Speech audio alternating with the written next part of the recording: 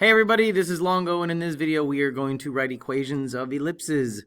It's really not that bad if you know how to graph an ellipse. We're just going to work backwards.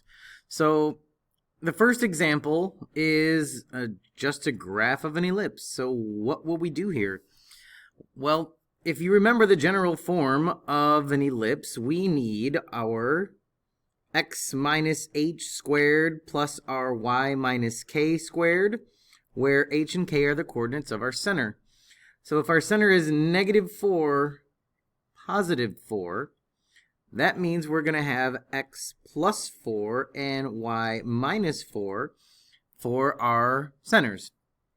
Then the bottom is our axis, or our radius in the x direction, radius in the y direction. And to do that part, we need to just know how far to the right and left we go and how far up and down we go. So we have 4 to the right and 4 left. So that means our x direction is 4, but remember, it would be 16 in the equation unless you write the whole thing like x plus 4 over 4 squared. Again, I've seen it that way, but this way is a little bit more common. So really it doesn't matter. And then we go up and down 2, so our y direction would be 2 squared, which is 4, and we're already done. Game over. Second question. We're given a center, a vertical major axis, and a minor axis of 8, and the major of 10. That's the same thing we just did, but now this time it's in words. So if you need a picture, just draw a quick picture. And all you have to do is say that the center is 5, 6. So the major axis is vertical, and the whole axis is 10, which means up would be 5, and down would be 5. Remember, the major axis is kind of like the diameter. And since it says vertical, the stretchy part goes up and down. The minor axis is going to go left and right 4, because the minor axis is 8 total. And again, we just did what we did in the previous problem.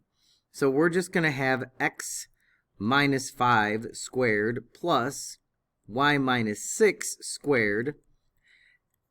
And our y stretchy direction is 5 squared is 25. And then our left to right would be 4 squared is 16. And again, we're done. So that was another example of a simpler problem. The last one is going to require just a little bit of math.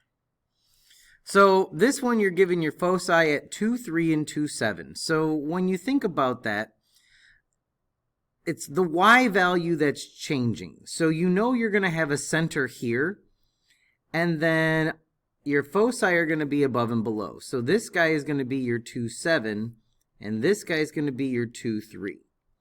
So if the foci are stretched vertically, we know that this is going to have a bigger number. Our a value is going to be underneath the y, just so you know, because foci always go in the stretchier direction.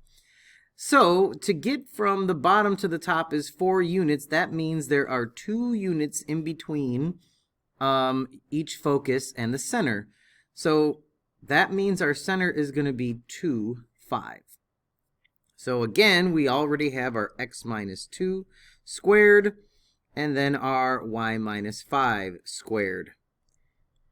So now we just have to find our a and b value. Well, we have a minor axis of 10, so that means the minor axis part has to be left and right under our x. Half of that would be 5, so 25 is going to go underneath x.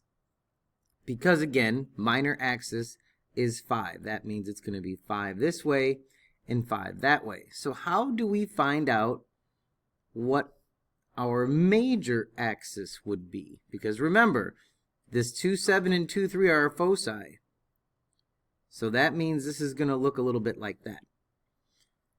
Well, we have an equation called c squared is equal to a squared minus b squared.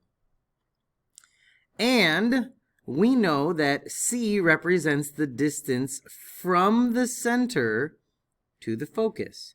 So this 2 is our C value.